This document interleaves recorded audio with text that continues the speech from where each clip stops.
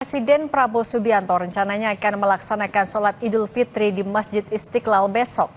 Hal ini dikonfirmasi Deputi Bidang Protokol, Pers dan Mediaset Pres RI Yusuf Permana. Usai sholat Id, Presiden rencananya juga akan menggelar silaturahmi dengan jajaran pejabat negara, Duta Besar Negara Sahabat. Sidang isbat yang digelar kemarin memutuskan 1 Syawal 1446 Hijriah jatuh pada hari Senin 31 Maret 2025.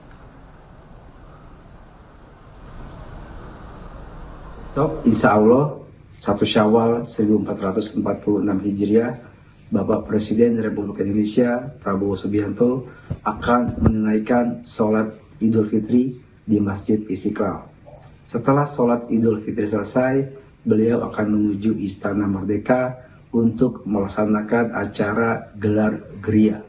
Bapak Presiden juga mengundang para mantan presiden, mantan wakil presiden, para pejabat negara, para duta besar, lembaga internasional, tokoh agama, tokoh masyarakat, dan juga masyarakat umum untuk dapat hadir di acara gelar geria di Istana Merdeka.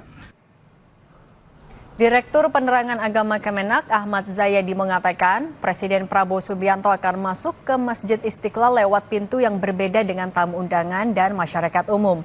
Ahmad Zayadi meminta warga datang lebih awal untuk menghindari penumpukan di pintu masuk Istiqlal.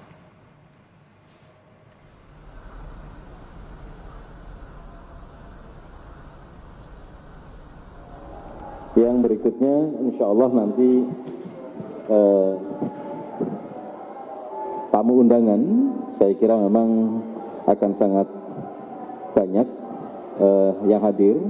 Oleh karena itu khusus untuk Presiden insya Allah nanti akan masuk melalui pintu Al-Malik. Sementara untuk undangan VVIP yang lainnya itu akan masuk melalui pintu Assalam. Yang lainnya saya nanti kita akan masuk dari pintu Al-Fatah. Lebih lengkap soal persiapan jelang takbiran dan sholat Id di Masjid Istiqlal, kita tanyakan ke Ketua Amaliyah Ramadan Masjid Istiqlal, Mas'ud Halimin. Selamat petang Pak Mas'ud, Assalamualaikum. Waalaikumsalam warahmatullahi wabarakatuh. Selamat petang Mbak Cindy. Pak Mas'ud, besok Presiden sudah terkonfirmasi akan sholat Id di Istiqlal. Seperti apa persiapannya, pengamanannya?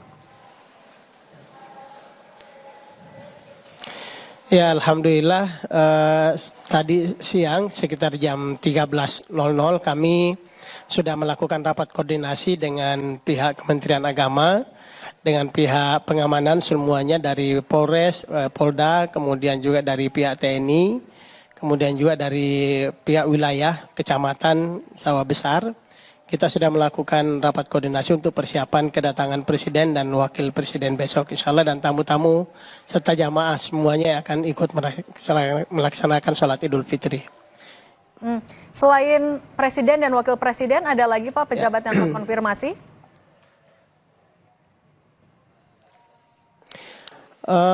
Kami dapat informasi bahwa insya Allah dari Kementerian Agama insya Allah akan hadir Bapak Menteri Agama tentu saja, karena beliau juga adalah Imam Besar Masjid Istiqlal, kemudian seluruh jajaran dari Kementerian Agama, Pak Sekjen, Dirjen Bimas Islam, kemudian juga tadi dalam rapat koordinasi dari pihak Kemenlu menyampaikan bahwa insya Allah sudah terkonfirmasi sekitar 20 duta besar yang akan hadir bersama kita besok. Kemudian beberapa dari kalangan para menteri Merah Putih juga insya Allah akan hadir besok. Kalau untuk kemudian juga Presiden, kami juga sudah dapat konfirmasi. Ya, kami sudah dapat konfirmasi bahwa Pak JK itu insya Allah besok akan hadir bersama-sama kita di sini. Kemudian kami juga dapat informasi Pak SBY dan juga Pak Jokowi, meskipun ini belum terkonfirmasi ulang untuk Pak SBY dengan Pak Jokowi, tapi kabarnya beliau akan hadir juga bersama-sama kita di Masjid Istiqlal. Dengan banyaknya juga pejabat negara, kemudian masyarakat Begitu, umum yang Cindy, mau ya. sholat Id di Masjid Istiqlal, seperti nanti mekanismenya gimana Pak? Pembedaan pintu, kemudian pengamanannya seperti apa? Ya, seperti yang disampaikan tadi oleh Pak Direktur, Untuk presiden dan wakil presiden itu akan masuk dari pintu Al-Malik. Pintu itu memang khusus untuk pintu presiden. Kemudian untuk para pejabat yang lain, pejabat-pejabat negara yang lain, itu masuk dari pintu As-Salam dan akses ke ruang masjid juga. Itu berbeda antara para pejabat tamu-tamu VIP dengan presiden. Kalau presiden itu akan naik melalui akses ruang VIP, sementara para menteri, para dubes itu akan masuk melalui pintu As-Salam. Sementara jamaah umum, mereka tersedia pintu Al-Fatah, kemudian juga ada pintu Al-Ghaffar yang ada di depan Kementerian Agama. Sehingga area akses para pejabat negara, terutama presiden dan wakil presiden itu berbeda dengan area jamaah, akses masuk dari para jamaah. Dan insya Allah dari sisi pengamanan, dari Pas Pampres tadi sudah menyampaikan bahwa akan menyiapkan sekdor, kemudian juga X-ray untuk pengamanan area tamu-tamu yang akan masuk ke dalam area Masjid Istiqlal.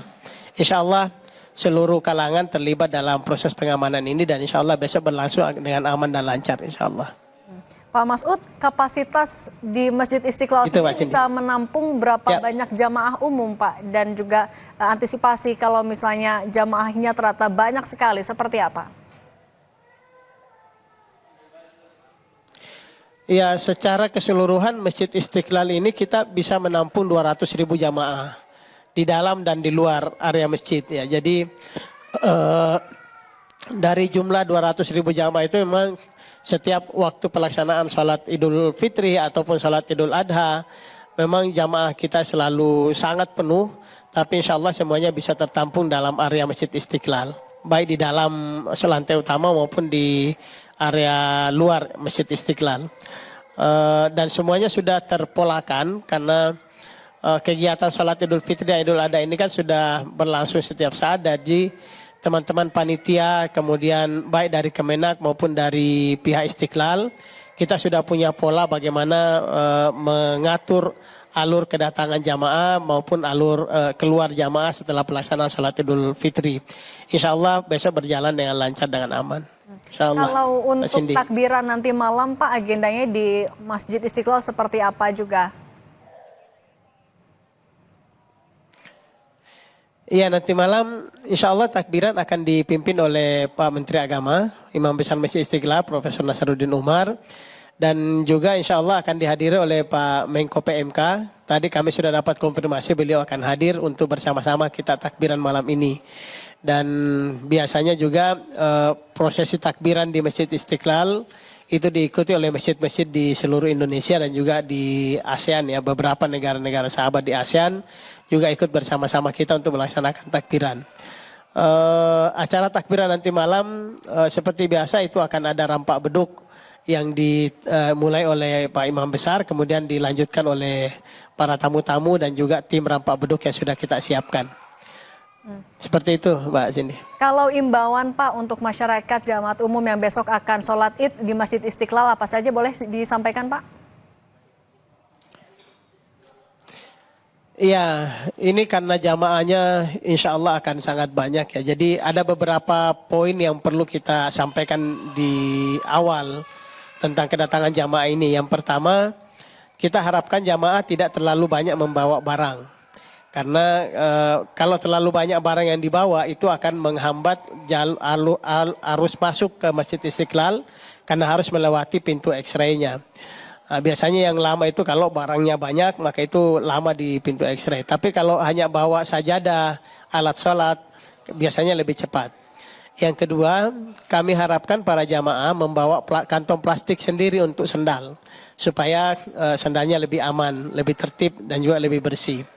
Yang ketiga, kalau membawa keluarga, terutama anak kecil, mohon diperhatikan baik-baik. Karena jumlah jamaah yang 200.000 orang itu bukan jumlah yang sedikit. Sehingga keamanan anak-anak kita ini perlu diperhatikan dengan sangat serius.